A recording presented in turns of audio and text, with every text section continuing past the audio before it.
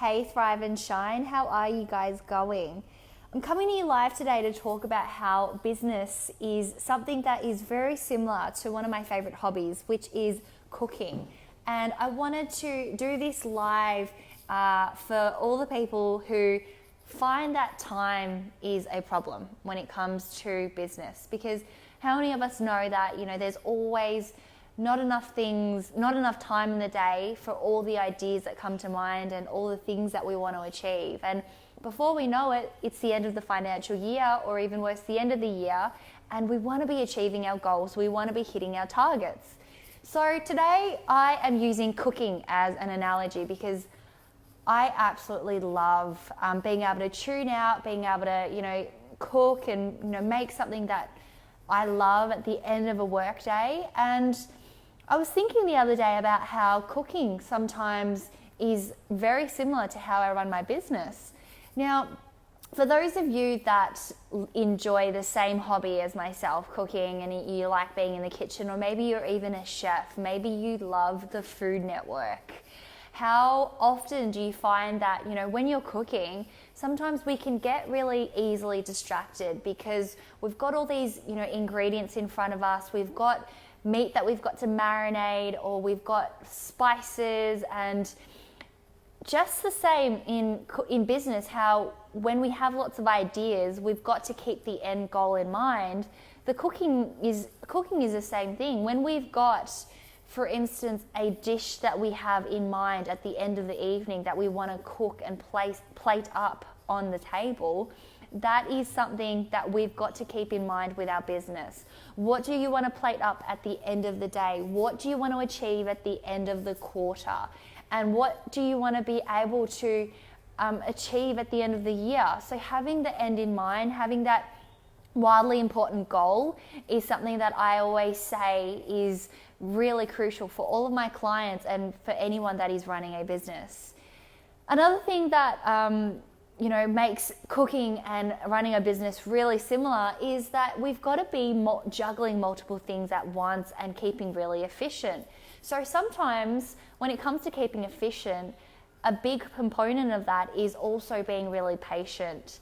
Now, when we are, running wearing all these different hats, running all these different things at once in the kitchen, we can sometimes forget that when we're watching something simmer, when we're, doing something like when I'm using business as an example, if we have a workshop or a retreat coming up, sometimes we're so focused on the marketing aspect that we can forget that we need to be able to do other things while that's sitting there simmering, while that's sitting there slowly cooking or, working its own thing. So instead of micromanaging, for instance, your social media, during that time, what else can you do?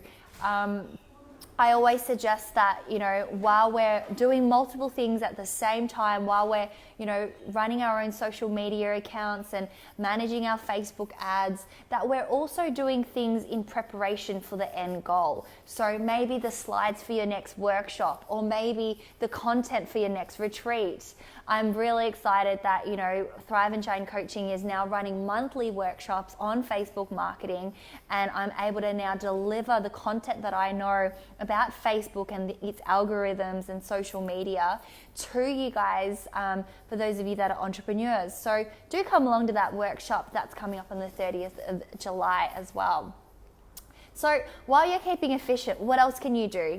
Keeping check of your numbers, making sure that, the accounts, the events, your sales and your marketing is all okay. And lastly, make sure that if you need an assistant, if you need a kitchen hand in the kitchen, if you need an assistant, a virtual assistant on your business, that you hire someone, that you outsource the things that make you feel drained, or you outsource the things that you're not that great at, but they're repetitive tasks that somebody else, like a virtual assistant, can do for you. So keep these three things in mind. Keep the end goal in mind, knowing what you want to plate up at the end of the day. Keep efficient by juggling multiple things at once, and being able to be patient enough to, focus on another area while one other area is, doing its thing while, you know, your dish is simmering or the soup is cooking slowly.